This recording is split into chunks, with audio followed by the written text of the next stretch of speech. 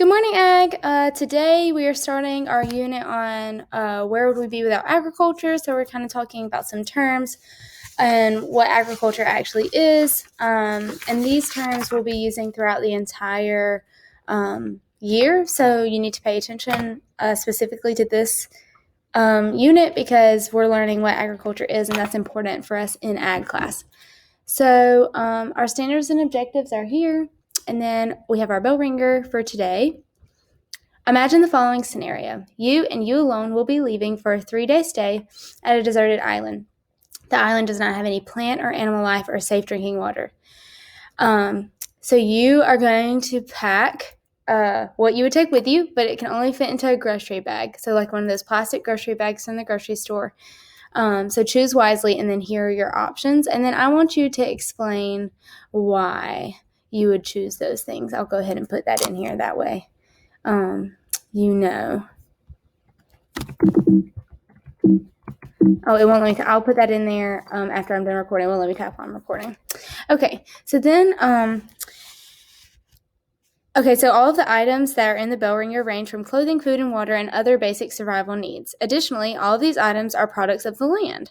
Just like we need these items to survive on the deserted island, we all need these items in our everyday life to stay alive. What industry provides us these items? And the answer is agriculture. Ag provides us all of those things. And most of the things that we use in our day-to-day life, we can put back to agriculture.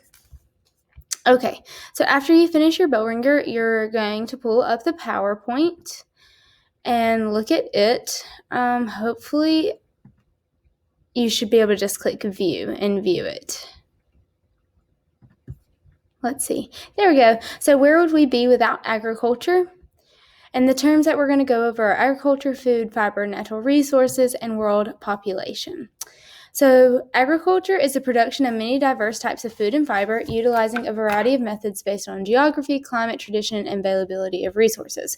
So the types of food and fiber in different areas are different because we are able to grow different things in different areas. So what we grow in the South is different than what's grown in the North, or even like California versus Alabama. What we grow is very different. China versus the United States, very different what we can grow. And climate also has to do that. Citrus is grown in the South, so like Florida, some in Alabama, but because the climate there is different, and that's what the citrus fruit needs to be able to grow. Ag is the leading industry around the world and looks different around the world. Ag is number one because it's what feeds us, right? It's what builds our houses. It's what provides some medicines. So agriculture is the leading industry.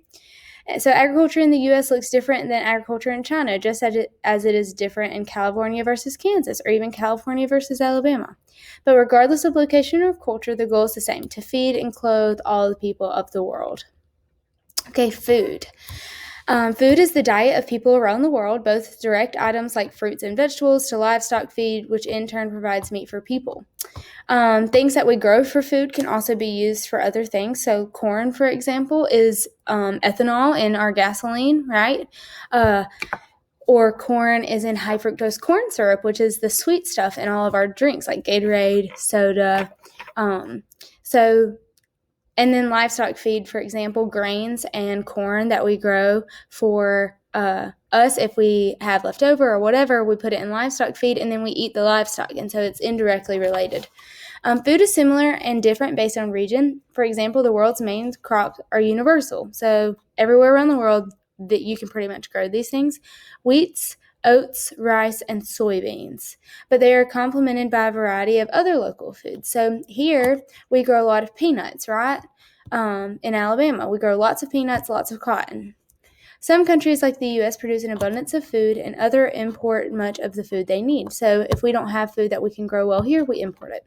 Just like other countries will import the food we grow here to their countries. Fiber, the plant and animal material used to make fabric and clothing. So the methods and types have varied through history and culture. Today, cotton leads in plant-based fiber production, but other plant items are gaining popularity such as soy and hemp. And I think we're going to be seeing hemp in a lot more things now that we kind of know what we're doing with hemp and what it can be grown for and stuff like that. But you'll see a lot of cotton in Alabama for sure. Animal fibers include include wool, which is grown on sheep. That's what they grow like hair, and other common animals such as camels and alpacas. I have a pair of alpaca socks is what I call it. It's like made out of their hair, and they keep my feet nice and warm. Cotton did not explode in popularity until the invention of the cotton gin, which made its processing affordable and efficient. Before the cotton gin, people had to pick cotton by hand and de-seed it by hand, which was very time-consuming. Natural resources, something such as forest, a mineral deposit, or fresh water that is found in nature and is necessary or useful to humans.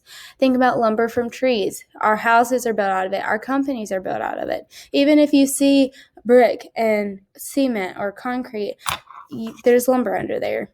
Or the paper we write on. Not so much now because of COVID, but all paper, trees are a natural resource. Generally, these items exist in limited supply and should be conserved, like our water sources. Those should be conserved. Sometimes you will hear the word renewable referring to using the natural resource in a sustainable way, only taking what can naturally be replaced. Sustainable means that we can use it for long periods of time. For a long time, we'll have it. It is sustained.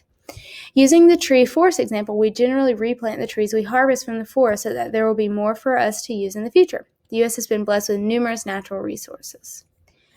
Okay, world population, the total number of human beings on our planet. The current number is, let's see what the current number is, if it'll let me click the link. It's not going to let me do it. Here, I'll type it in real quick. Let's see. It won't let me type. Let me pause and I'll pull it.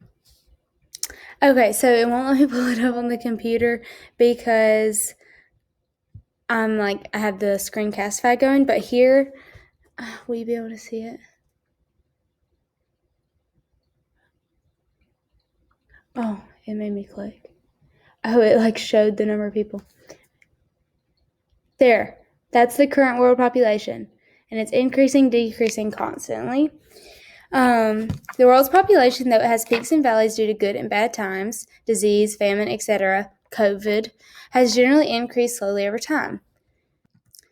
It is not until the last 100 years, and more specifically through the Green Revolution, that the population has grown so dramatically, and so some would say at an alarming rate. The Green Revolution is the term used to describe the modernization of ag, including equipment, fertilizers, pesticides, and modern irrigation. These all led to an exponential increase in production.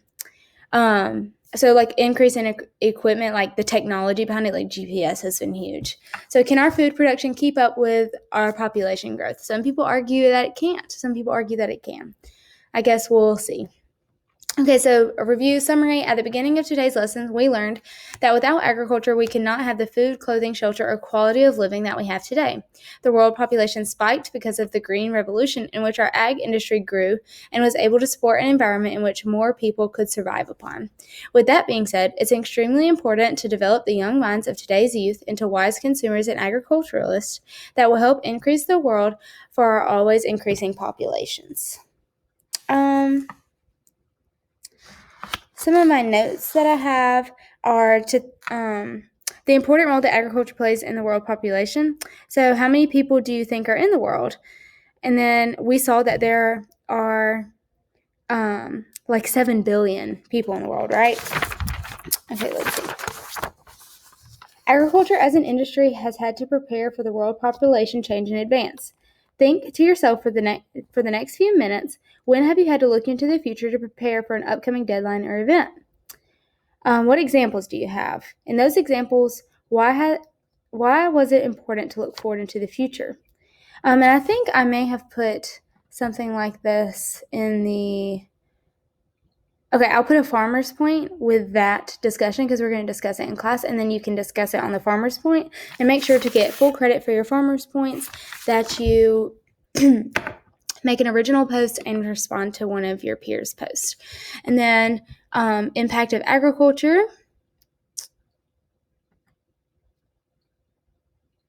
Assignment.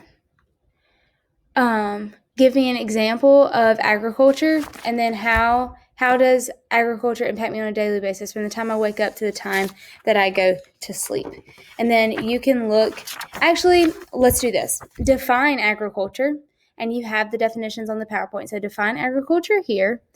How does agriculture impact me on a daily basis from the time I wake up to the time I go to sleep? Define food. How does food impact me? So define these terms and then answer the question.